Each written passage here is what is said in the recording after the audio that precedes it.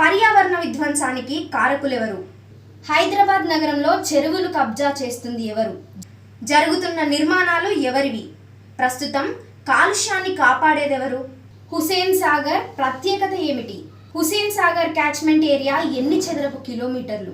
హైదరాబాద్ నగరంలో కాలుష్యంపై మరెన్నో ముఖ్యమైన విషయాలు ప్రముఖ పర్యావరణవేత్త డాక్టర్ లుబ్నా సర్వత్ గారి మాటల్లో విందాం.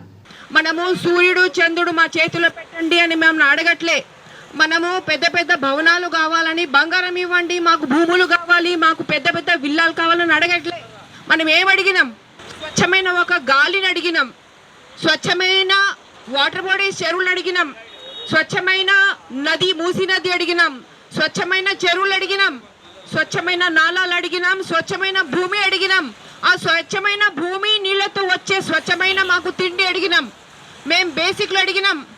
పెద్ద పెద్దవేమీ అడగలే. మేము బంగారం, నగలు, పెద్ద పెద్ద భవనాలు, అపార్ట్మెంట్స్, అంతస్తులు ఏమి అడగలే. మేము అట్లాంటి బేసిక్ అడిగిన వాటికి మేము ఇట్లా మాటికి ప్రతి ఏటా మంత్లో ఎన్నోసార్లు ఇట్లా ప్రొటెస్ట్లు చేసి, గ్యాదరింగ్లు చేసి మనం ఎవరికి చెప్పుకోవాలా, ఎవరికి చెప్తున్నాం మనం అన్నది మనం ఆలోచించుకోవాలా.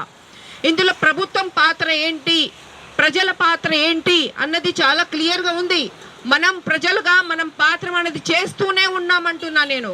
కానీ ప్రభుత్వంగా కరప్షన్ జరుగుతున్నప్పుడు, పెద్ద పెద్ద కార్పొరేట్లు కరప్షన్ వాళ్లతో కొల్లుడైపోయినప్పుడు మనము ప్రజలకి బేసిక్స్ ఇవ్వలేని స్థితిలో ఉన్నాము. ఎందుకు ప్రభుత్వం ఈరోజు బేసిక్స్ ఇవ్వలేని స్థితిలో ఉందంటే దానికి రెండు కారణాలు. బేసిక్ ఒక కారణం ఏంటి? కరప్షన్. ఆ కరప్షన్ ఎవరితో చేస్తున్నారు? వీరు ప్రైవేట్ కార్పొరేట్స్, ధనికులతో చేస్తున్నారు వీళ్ళు. నేను ఎగ్జాంపుల్స్తో సహా మీకు చెప్పగలను. మనకి నార్సింగి లేక్లో ఏదైతే ఫినిక్స్ కడతా ఉందో అది సాక్షాత్తు ప్లానింగ్ డిపార్ట్మెంటే చెప్పింది అది చెరువులు ఉందని. కానీ అది హెచ్ఎండిఏకి కానీ ఇరిగేషన్కి కానీ ఎవరికి అది పట్టట్లేదు. సుప్రీంకోర్టులో కేసు నడుస్తున్నా కానీ టీజీ రేరా ఏదైతే రేరా ఉన్నదో ఆ రేరా ఆఫీస్కి కూడా పట్టట్లేదు.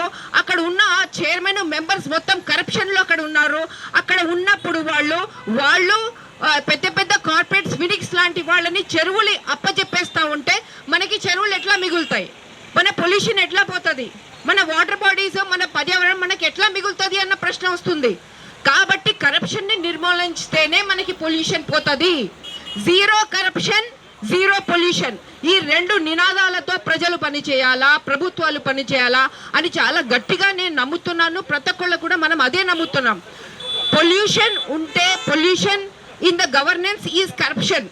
కాబట్టి పొల్యూషన్ పర్యావరణంలో ఎట్లా వస్తుందంటే, ఎందుకంటే గవర్నెన్స్లో పొల్యూషన్ ఉంది కాబట్టి, ఆ గవర్నెన్స్లో కరప్షన్ ఉంది కాబట్టి మన పర్యావరణం ఇంత పొల్యూషన్కి ధ్వంసమైంది అని నేను గట్టి రుజువులతో సహా నేను మాట్లాడుతున్నాను. ఇదే హుసేన్ సాగర్ ఈరోజు మనకి ఇక్కడ ఉండేది కాదండి. వెనకాల మనకి హుసేన్ సాగర్ ఈరోజు ఉంది అంటే ఎందుకు, ఎట్లా ఉంది తెలుసా? 2015లో ప్రజలు నిలబడ్డారు. ఈ 2014-15లో అప్పుడున్న ప్రభుత్వం, కేసీఆర్ ప్రభుత్వం, ఈ హుసేన్ సాగర్ ని మొత్తం డీవాటర్ చేసేస్తాం, నీళ్ళని తోడేస్తామని చెప్తే ప్రజలు వెళ్ళి నేషనల్ గ్రీన్ ట్రిబ్యునల్లో ఈ డీవాటరింగ్ ని ఆపారు. ప్రజలను కష్టపడ్డారు. ఈ రోజు మనకి ఆ రెండు రిజర్వాయర్లు ఉస్మాన్ సాగర్, హిమాయత్ సాగర్ ఉన్నాయంటే ఎవరు దాన్ని ఆపారు? జీవో 111 కేసీఆర్ ప్రభుత్వం ఎత్తేస్తే ఎవరు ఆపారు? ప్రజలు నిలబడి ఆపారండి దాన్ని. ఈ రోజు చేవళ్ళ దగ్గర బనియన్ మోర్ దెన్ 1000 కంటే ఎక్కువగా బనియన్ చెట్లని ధ్వంసం కాకుండా ఎవరు ఆపారండి? అక్కడ ఉన్న ప్రజలు ఆపారండి. వాళ్ళు వెళ్ళారు నేషనల్ గ్రీన్ ట్రిబ్యునల్ కి.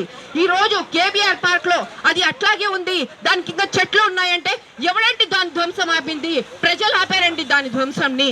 ప్రజలు ఇంకా ఎంత చేయాలా, ఇంకా ఏం చేయాలా? ఇప్పుడు ప్రభుత్వం చేయాల్సింది ఉంది.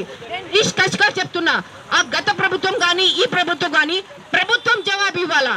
ప్రజలు తమ వంతు చేసి గత 10 ఏళ్లుగా ఏదైతే పర్యావరణం మీద టెర్రరిస్ట్ అటాక్ అయిందో ఆ టెర్రరిస్ట్ అటాక్ నుంచి ప్రజలు కాపాడారు. హైదరాబాద్, జిందాబాద్ లాంటి సంఘటనలు ఇంకా ఎంతో మంది, బనియన్ దగ్గర సంధ్య వాళ్ళ టీము, కేబీఆర్ దగ్గర కాజల్ వాళ్ళ టీము, హైదరాబాద్ రైజింగ్ అని అప్పుడు వాళ్ళు నినాదం వేశారు. ఈ రోజు తెలంగాణ రైజింగ్ అని ఈ ప్రభుత్వం పెట్టింది. అట్లా ప్రతి చోట ప్రభుత్వాలు, ఇంకా ప్రతి చెరువు దగ్గర నేను అక్కడ లేక్ ఛాంపియన్స్ పేర్లతో సహా మీకు చెప్పగలను. అట్లాంటి ఎన్నో లేక్ ఛాంపియన్స్, ఎన్నో వాటర్ ఛాంపియన్స్ వీళ్ళందరూ కలిసి ప్రతి చెరువుని కాపాడుకున్నారు.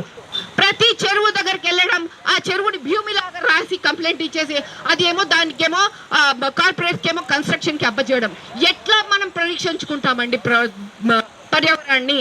ప్రభుత్వంలో ఇంత కరప్షన్ ఉన్నప్పుడు, ప్రతి ఆఫీసర్ కరప్ట్ ఉన్నప్పుడు, ప్రతి ఆఫీసర్కి తన జీతం కాకుండా ఇంకా ఎంతో పై మాల్ కావాలి వీళ్ళకి.